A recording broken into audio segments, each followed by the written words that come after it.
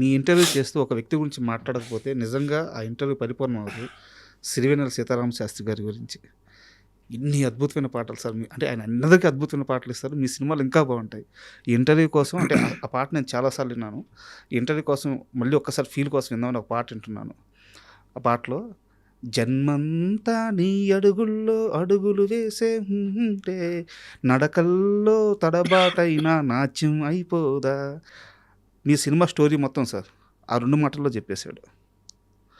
సిరివెన్నెల గారితో మీ ప్రయాణం. అది చెప్పాను కదా, చాలా పార్ట్స్ తీయాలి ఆయన గురించి, నా గురించి ఏదైనా చెప్పుకోవాలంటే is one of the most, I'm missing him today, most closest person to me. ఏదన్నా పంచుకునేవాడిని ఆయనతోటి. మా జర్నీ గ్రేట్ జర్నీ. అంతా నిశీధిలో జరిగింది, అంతే రాత్రులు. అంతా రాత్రి. ఆయన ఊదే పొగ మధ్యన జరిగింది. ఆ పొగని దేవుడికి పెట్టే దాని ఏమంటే పొగ ఉంటుంది చూడండి, హారతి. అలా ఉండేది చుట్టూ. ఉమ్, వాటి మధ్యన కూర్చునేవాడిని నేను. ఉమ్, ఎన్నో పంచుకున్నాం. ఆఖరికి మనసంతా నువ్వులో సీతారామ శాస్త్రి గారి క్యారెక్టర్ ఆయనే వేయాలి, ఓకే. మీరు వేయాలి శాస్త్రి గారు అన్న, వేస్తానని అన్నాడు ఆయన. ఉమ్, దానికి ఆ సీన్లో ఆయన ఇచ్చిన కాంట్రిబ్యూషను బ్యూటిఫుల్, అదిరిపోద్ది. Not as an actor. అవును. పర్చూరి వెంకటేశ్వర గారితో పాటు డైలాగ్ ఇచ్చాడు ఆయన. ఉమ్, ఎందుకంటే యాక్ట్ చేస్తా మేము ఇప్పటికీ గుర్తు నాకు. ఆ స్టేజ్ వెనక్కి వెళ్ళి నేను పరచూరి వెంకటేశ్వర గారు, శాస్త్రి గారు, that was the first time ఆ ఇద్దరు లెజెండ్స్తో నేను కూర్చుని ఆ సీన్ రాయించుకుని తీరు రాయడం, వేడివేడిగా చిన్న బిట్ రాయడం, అక్కడ తీసుకెళ్ళడం, అక్కడ తీయించడం, ఉమ్, మళ్ళీ రావడం, తీయించడం, ఆ సీన్ అట్లా జరిగింది. సార్. నేను ఆ సినిమాలో ఉన్న చాలా కీలకమైన థింగ్స్లో కాంప్లికేటెడ్ సీన్ని ఫస్ట్ ఒప్పుకునేది నా వైఫ్ అయితే, సెకండ్ ఒప్పుకున్నది ఆయనే. ఉమ్, దాని తర్వాత అందరితో ఒప్పించాను ఆ సీన్ని. ఏం సీన్ సార్ అది? బీచ్ సీన్ అండి. ఓకే. బీచ్లో తన ప్రేయస్కే తన ఇల్లు ఐ లవ్ యూ చెప్తే కొడుతుంది. ఉమ్, తన ప్రేయసే కదా, ఇద్దరు ప్రేయసి ప్రియులు ఎందుకు కొడుతుందని అందరూ అడుగుతున్నారు నన్ను. కానీ అమ్మాయి చెప్పాల్సి ఇతను కాదు, అతను. అది ఏదైనా కానీ ఉండే, అది ఇప్పుడు జనానికి మనం మాట్లాడుకునే జనానికి గుర్తుంటుందో తెలియదు అన్నీ. అది ఆయనకి ఎక్కింది, అది ఉమ్, ఆయనకి ఎక్కింది, తర్వాత ఆదిత్యకి ఎక్కింది. ఉమ్, ఫస్ట్ మా ఆవిడ, ఆ తర్వాత వీళ్ళిద్దరు. అలా మెల్లగా 15 రోజులు పట్టింది ఎక్కించడానికి. అప్పుడు తీసాం ఆ సీన్ని. సార్. అలా ఎన్నో జర్నీస్ జరిగినాయి మా మధ్యన. అంటే ఏది గుర్తుపెట్టుకోవాలో మాకే తెలీదు. చాలా జర్నీస్. పరుచూరి వెంకటేశ్వర గారితో దెబ్బలాట్లు జరిగాయి. ఉమ్, సీతారామ శాస్త్రి గారితో దెబ్బలాట్లు కాదు. నేను ఏదైనా ఎందుకండి అదే దాన్ని గట్టిగా మాట్లాడినా, అలా కాదబ్బాయి, ఉమ్, అట్లా ఉండేదే. So there are 2 different kinds of people um, total travelling in my life. ఎవరు డైరెక్టర్ ఈ సినిమాకు డైరెక్టర్, ఇంకో సినిమా డైరెక్టర్ ఉన్నా కూడా కామన్గా మేము మా మధ్యన జరిగేది అట్లాగే ఉండేది. అట్లా సార్. ఇందాక మీరు చెప్పిన పాట పాడారు కదండి, ఆ పాట గురించి చెప్పాలంటే beautiful thing in my life, sir. Beautiful thing in Sitarama Sastri గారి లైఫ్ ఆల్సో. ఆయన లైఫ్లో కూడా ఎప్పుడు చూడలే అట్లా, ఉమ్, నా లైఫ్లో కూడా నేను ఎప్పుడు చూడలే. సిన్స్ ప్రభుదేవా వాజ్ న్యూ, అతనికి ఇదంతా విచిత్రంగా అనిపించింది. అది ఏంటంటే అక్కడ ఆ పాట ఆకాశం తాకేలా పాట కదా మీరు పాడింది. అవును.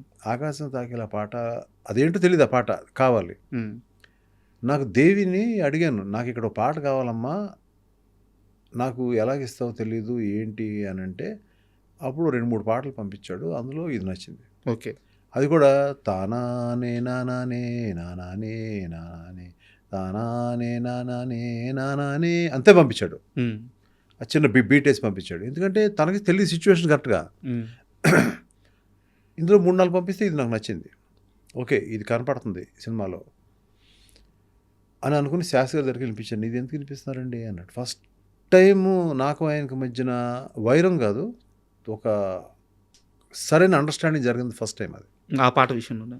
ఎందుకంటే అది చాలా అంటే ఒక అతీతమైన పాట అది. అంటే ఒక అతీతమైన పాటని అది ఏది అర్థం చేసుకోలేదంటే ఏది లేదు. ఈ ఒక్కటే అర్థం కాలేదు దానికి. మా ఇద్దరు లైఫ్లో అర్థం కానిది ఒకటే, వెరీ ఫ్రాంక్లీ. అంటే నువ్వు సిచ్యువేషన్ ఏంటి అని నాకు తెలుసు కదా, అక్కడ పాట ఎట్లా వస్తుంది, ఏం రాయాలి నేను, లాగుద్దేమో పాట, ఎందుకు అక్కడ పాట అనేది డిస్కషన్. ఆయన స్టోరీలో కూడా ఇన్వాల్వ్ అయ్యారు బాగా. ఖచ్చితంగా అవును. That is the first situation we faced. Like ఆయనకు అర్థం కాలేదు అనేది నాకు అర్థం అవుతుంది, ఆయనకు అర్థం కాలేదు. సరే శాస్త్రి గారు, నేను చెప్తాను, నేనేం చేయాలో చెప్తాను, నేను మళ్ళీ వస్తానని చెప్పాను. సరే మేము వెళ్ళిపోయాము. ఆయన పాటకి ఆయన వేరే పాటలు రాసుకుంటున్నారు, లేకపోతే మంద ఇంకో పాట రాస్తున్నారు. వి వెంట అరకు 3-4 సార్లు వెళ్ళాం, అందులో ఒకసారి వెళ్ళాం. వెళ్ళినప్పుడు నేను ప్రభు బాగా దగ్గరగా మూవ్ అయ్యాడు. ప్రభు ఇట్లా ఉందో పని చేద్దాం ప్రభు, మనం తీసేద్దాం పాటని, షూట్ చేసేద్దాం అని ఇద్దరం కలిసి, ఇందులో ఇలా ఉంది కాబట్టి ఇది మాంటేజ్లతో ఇది మాంటేజ్.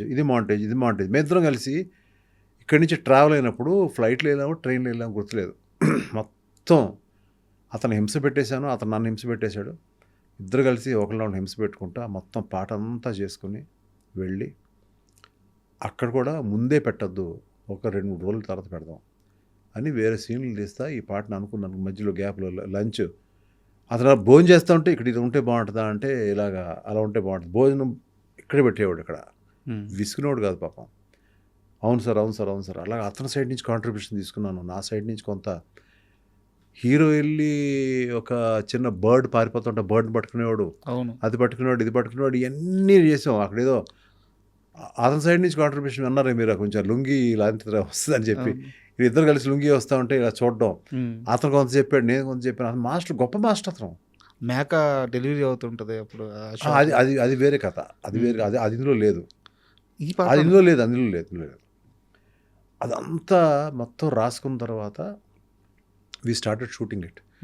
ఆ షూటింగ్ అంతా కూడా తానా నేనా అనేది వస్తూ ఉండేది. వీళ్ళందరూ చూసారు, తానా ఎంతసేపు చేస్తారు, ఇవన్నీ తీసాను అయిపోయిన తర్వాత ప్రకాష్ రాజ్ గారు వచ్చారు, ఆ మొత్తం ఎపిసోడ్లు అయిపోయింది, తీసేసాం, పక్క వెళ్ళిపోయింది. So it went Hyderabad. అప్పుడు ల్యాబ్ ప్రాసెసింగ్ ఉండేది కదా, అది చేసి పెట్టండి, మేము అక్కడికి వచ్చినప్పుడు చూస్తామన్నాం, ఏదో అన్నాము. ఇక్కడ ప్రకాష్ రాజ్ గారితో ఒక ఇంపార్టెంట్ సీక్వెన్స్ తీస్తున్నాం, కారం సీక్వెన్స్ ఏదో. అవును. తీస్తున్నప్పుడు నేను ఇక్కడ ఒక చిన్న మేకపిల్ల ఏంటానికి ఇబ్బంది పడుతుంది, దాంట్లో చాలా ఉన్నాయి మేకపిల్లలు. నేనేదో ఇక్కడ కూర్చున్నాను, అక్కడేదో అతను సీన్ ఎక్స్ప్లెయిన్ చేస్తాడు ప్రభు, ఇక్కడ మామూలుగా చూశాను, జస్ట్ ఇబ్బంది పడుతుంది.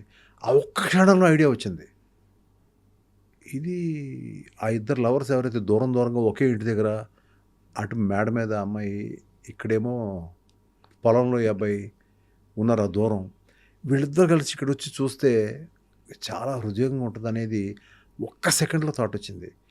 ఆ రోజు త్రిష లేదు, ఆ అబ్బాయి ఉన్నాడు. మరి త్రిషలాగా అలా తీయాలి, ఇక్కడి నుంచి అరిచాను, సిద్ధు ఇక్కడ రా అని. అతనికి అర్థం కాల, ఎందుకంటే ఆ సీన్లో ఇన్వాల్వ్ అయి ఉన్నాడు, ఎందుకంటే కారం తీయాలి కదా, అదేదో ప్రాక్టీస్ జరుగుతుంది అక్కడ. రా ముందన్నాను అతనికి, సార్ ఇక్కడ రా అరిచాను గట్టిగా, ప్రభు నువ్వు రా. అక్కడ ప్రకాష్ రాజ్ గారికి నేనంటే చాలా గౌరవం, పిలుస్తానంటే ఏదో కారణం, ఆయన వచ్చాడు. వీళ్ళందరూ వస్తే నేను చెప్పాను, నువ్వు వెళ్ళు, ఇలా వెళ్ళు. అప్పుడు అతను డైరెక్టర్ మర్చిపోయాను కాసేపు, నేను డైరెక్టర్ అనుకుంటా. ఇలా వెళ్ళు, అది ఏంటది, దాన్ని పట్టుకుని చూసి ఇటు చూడు నా ఇంకా, నేను ఇక్కడ కూర్చుని ఉంటా, ఇక్కడ మీ ఇంకెంత చూస్తానంటే అన్నాడు. ఇక్కడ త్రిష ఉంది, నేను చూస్తావు, తర్వాత అక్కడి నుంచి బయటకు వచ్చావు, ఇది షార్టు అని చెప్తే ప్రభుదేవ్ చూస్తా, అతను కూడా అర్థం కావట్లా. టప్ప అది పడింది, తీసాడు. అతనికి అది మాంసం ముద్దది, అది పట్టుకున్నాడు. అతను ఏం ఫీల్ అవుతాడో తెలుసు నాకు. అది తీసాము, షార్ట్ అయిపోయింది. 2 కెమెరాస్ ఉండే, ఇప్పుడు మా 2 కెమెరాలు తీసాం ఇమీడియట్గా. ఆ వేణుగారు, ఆయన నేషనల్ అవార్డు, ఆయనకి అంత ఫాస్ట్గా పని రాదు. రండి పరిగెత్తండి, ఇట్లాగే పరిగెత్తారండి అందరూ. అక్కడ అంటే ఎంతసేపు అయిపోద్ది కదా అక్కడ. అవును, మన టైం అయిపోయేలోపు అయిపోయిందండి. ఆడు వచ్చాడు, తీసాడు, అటు తీసాడు, అయిపోయింది. ఆ తర్వాత వారం రోజుల తర్వాత త్రిష వచ్చినప్పుడు అదే బట్టలు ఉండాలి, అది స్టిల్ తీపిచ్చాను, అదే ఫేస్ ఉండాలి, అదే ఇది ఉండాలి. అది చేసిన తర్వాత మళ్ళీ ఆ తర్వాత సీన్ అయిపోయింది, అది అయిపోయింది, అంత అయిపోయింది. అప్పుడు అన్నాడు సిద్ధు, అది పట్టుకోవడానికి భయం వేసిందంటే కళ్ళ నీళ్ళు వచ్చేసిందండి. కళ్ళ నీళ్ళు వచ్చేసినాయి కదా, అదే నాకు కావాలన్నాను. దాని తర్వాత నెక్స్ట్ త్రిష వచ్చినప్పుడు, నువ్వు ఇక్కడ కూర్చో, ఈ ఇద్దరు చూస్తూ ఉంటారు, ఏం చూస్తూ ఉంటారు, ఏదో చూస్తూ ఉంటారు, అటు చూస్తూ ఉండు, కళ్ళ నీళ్ళు రావాలి నీకంటే. కళ్ళ నీళ్ళు ఎందుకు వస్తాయండి, అక్కడ ఏం చూస్తానంటే అప్పుడు నేను చెప్పాను, ఇలా జరిగింది, ఇలా జరిగింది, ఇలా జరిగింది. ఆ రష్ ఉందా అండి, రష్ ఎక్కడ ఉంటుంది, అవును. అక్కడ ఎక్కడో ఉంది అవును. అన్నాడు. రేపు చేస్తానండి, ఆ రష్ తెప్పించున్నది. ఫస్ట్ టైము ఆ అమ్మాయి అడిగింది, మీరు ఏముంటే అది చేస్తాను, అక్కడ ఈ స్పాట్ మీరు ఏం చెప్తే అది చేస్తాను, దాన్ని నువ్వు ఎందుకు అడుగుతున్నాను అన్నాను. కాదు చూడాలంది. మంకు పట్టు పెట్టింది ఆ రోజు. హడావుడి చేసి అక్కడి నుంచి ఒక మనిషిని తెప్పించి అది రెడీ చేసి తీసుకొచ్చి ఇక్కడ పెట్టి, అదేదో మొత్తానికి ఏ ఫార్మాట్లో చూపించాను నాకు కూడా గుర్తులేదు. అమ్మాయికి చూపించిన తర్వాత, అమ్మాయి చూసిన తర్వాత అమ్మాయి చేసింది అక్కడ. అప్పుడు డెప్త్ అర్థమై ఉంటుంది. లేదంటే అమ్మాయికి ఎలా అర్థం అవుద్ది, అమ్మాయి నేర్చుకుంది, యాక్టింగ్ నేర్చుకుంది. నువ్వు వస్తే అవుతుంటాలో అమ్మాయి యాక్టింగ్ నేర్చుకుని యాక్ట్రస్సే, ఆ డెప్త్ నేర్చుకుంది అమ్మాయి. అది చేసింది అమ్మాయి. అది మొత్తం ఒకే సీన్ లాగా ఉంటుంది, కానీ తీసింది వేరు వేరు. చాలామంది తెలియదు అది. స్పాట్ డిసిషన్ అంటారు కదండి, ఇటువంటి ఎన్నో జర్నీ సినిమాలు. ఆ సినిమా కాదు, చాలా ఫిల్మ్స్లో. అసలు మీరు చెప్తుంటే సో ఈ ఫుటేజ్ అంతా తీసుకెళ్ళి ఆ రెండు కలిపేటప్పుడు ఒకేలాగా ఉంది. శాస్త్రి గారికి ఇచ్చారు ఇదంతా తీసుకెళ్ళి. సారీ చెప్పండి, ఇదంతా తీసుకెళ్ళి ఎడిట్ చేసి, ఒక రఫ్ ఎడిట్ చేసి, తానానే తానానే అనేది లూప్ చేసేదాన్ని, మొత్తం ఒక 3 నిమిషాల పాటు చేసేదాన్ని. అప్పుడు శాస్త్రి గారిని అప్పుడు ఎడిటింగ్ రూమ్కి ఒకసారి రండి పిలిస్తే, ఆయన ఎప్పుడు పిలిస్తే వెంటనే వచ్చేస్తారు ఆయన. సరే ఏదో పంపండి కారు అన్నారు, ఏదన్నారు, మొత్తానికి కారు పంపించాను, వచ్చారు, కూర్చున్నారు. రాత్రి 1 గంటకి ఎప్పుడో ఏదో అప్పుడు రెడీ అయింది. అప్పుడు ఆ టైంలో రాస్తూ ఉంటారు పాట. అవును, అది మా మందే రాస్తాను అనుకుంటున్నాను నేను. లోపల ఎడిటింగ్ రూమ్ తీసుకెళ్ళి లోపల చూపించాను. చూస్తాడు, చూసిన తర్వాత ఇలా మెల్లగా వచ్చాడు, సైలెంట్గా వచ్చాడు, సిగరెట్ వెలిగించాడు ఆయన. మన ఇద్దరం అదే నన్ను ఇంటి దగ్గర దింపుతావా అన్నాడు. అందరు దింపుతాను, సరిపదా అన్నాడు. మాస్టర్ తీసింది వచ్చి ప్రభుదేవ్, అతన్ని ఎక్కమని అనలేదు. నువ్వు వెళ్ళి పడుకో ప్రభు చెప్తాను అన్నాడు ఆయన. కారులో వెళ్తా ఉంటే నన్ను మామూలుగా హనీ అంటాడు ఆయన. ఆ హనీ, మీరు పేపర్ తెచ్చారా, ఒకసారి మీరు అంటాడు, ఒకసారి నువ్వు అంటాడు ఆయన. మీతో కూర్చుంటే పేపర్ పెన్ లేకుండా ఎందుకుంటాను సార్, తీశాను. ఆకాశం తాకేలా రాశాడు, ఆకాశం తాకేలా వడగాల ఈ నేల రాసుకో అన్నాడు ఆయన. రాశాడు, నీ పాట రేపు సాయంకాలం ఇస్తాను అని ఇంట్లో దిగిపోయి వెళ్ళిపోయాడు. ఆకాశం తాకేలా వడగాల ఈ నేల అని అనుకుంటా తెల్లారి వరకు అలా దాన్ని ఇంటికి వెళ్ళి స్నానం చేసి కూర్చొని దాన్ని చదువుతున్నాను. నెక్స్ట్ ఈవినింగ్ రమ్మన్నారు. ఆ ఈవినింగ్ రాత్రి 1 గంట అయింది. ఆయన కోసం వెయిట్ చేస్తాను. ఆయన ఇంకా లేవలేదు, ఎందుకంటే డే టైం రాసిన ఫస్ట్ పాట అది. ఈ మధ్యకాలంలో ఎప్పుడో రాసుంటారు ఆయన కొత్తలో, ఎప్పుడు రాత్రి రాసి ఆయన డే టైం రాశాడు. ఆయన హంట్ చేసింది, అది హాంట్ చేసింది. అది వెంటనే ఎక్కడ దాన్ని వదిలేస్తానని చెప్పి నేను వచ్చేటప్పటికి రాత్రి 1 గంట అప్పుడు ఆయన మెల్లగా దిగి వచ్చి కూర్చొని, నేను చాలా పేషెన్స్గా కూర్చునేవాడిని. కూర్చుంటే వచ్చేరాగానే ఇదిగో అబ్బాయి పాట పాడతానని చెప్పి పాట ఒకసారి విని ఆ ట్యూను ఇది పాడి మొత్తం వినిపించాడు ఆయన. ఒకటే టేక్ అంటే ఒకే చేంజెస్ లేవు. అంటే చేంజెస్ ఎలా ఉంటాయంటే, ఒక్కోసారి మేము ఎదురే కూర్చుంటాం, ఇంకెవరు ఉంటాం. ఒక పాట లంగా ఓణి అని రాశారు ఆయన. తన లంగా ఓణి అని పాడతారు ఆయన. లంగా ఓణి ఆకని బాగాలేదు, లంగా ఓణి బాగుందండి సార్, అక్కడ లంగా ఓణి బాగుంటాయి, నేమ్ బాగుంది వినడానికి, నేను చూశాను ఇందాక మీరు రాస్తూ ఉంటే. కొట్టుకుంటాడు, 1-2 గంటలు కొట్టుకుంటాడు నేను. సార్ లంగా ఓణి ముందు తెస్తే ఎలా ఉంటుంది నాకు చూశాడు ఆయన. పట్మని ఆ సిగరెట్ తీసి ఇంకో సిగరెట్ వెలిగించి, లంగా ఓణి నేటితో అయిపోయింది. ఒక చిన్న కెలుకుడు, అంత మా ఇద్దరి మధ్యన అంత ర్యాపోర్ట్ ఉండేది. I really miss him. What great people I worked with. Kota Ramakrishna garu, Paruchuri Venkateswara గారు, శాస్త్రి గారు. ఐ కెనాట్, అంటే చాలామంది మ్యూజిక్ డైరెక్టర్లు ఉన్నారు, పేరు నేను చెప్పలేను, కానీ ఒకటి పేరు చెప్తే వాడు గొప్ప, నాకంటే ఆడెక్కువ. మీరు ఎంతమంది పేరు లిజెండ్స్, వీళ్ళ పేరు చెప్పినా ఎవరు కూడా అంటే ఇదేవారు. ఇప్పుడు మ్యూజిక్ డైరెక్టర్లు మీరు ఎంతమంది పేర్లు చెప్పినా దేవి అయితే మీ ఇంట్లో బిడ్డే. అది ఒక తండ్రి బిడ్డ మధ్య ఉండే, గురువు శిష్యుల మధ్య ఉండే అనుబంధం. అది నిన్నే నాకు ఇచ్చాడు ఒక ట్వీట్, నాది టీజర్ పెట్టి, ఈ సినిమా నాకు చాలా నచ్చింది, అని చెప్పి ఎంఎస్ రాజు గారికి ఈ సినిమా పెద్ద హిట్ అవ్వాలని ఇచ్చాడు ట్వీట్. నిన్న అడిగారా మీరు? నేను అడగలేదు, మీరు అతనే ఇచ్చాడు. అంటే నా టీజర్ కూడా పెట్టాడు అందులో. బాధ్యత. నాకు చాలా ఇంట్రెస్టింగ్ అనిపించింది. అతను పెట్టి వల్ల మరి అడ్వాంటేజ్ ఉంటుంది నాకు. అతని ఫాలోవర్స్ చాలామంది ఉంటారు కదా. సో ఇప్పటి వరకు నేను ఫాలో అవ్వకుండా 4 మిలియన్ వచ్చింది ఇప్పటికి. సో ఇంకా వెళ్ళాలి, ఇంకా వెళ్తుంది. నా నెక్స్ట్ ట్రైలర్ రిలీజ్ లోపు ఎంత వెళ్తుంది అనేది చూద్దాం. అదే విల్ సీ.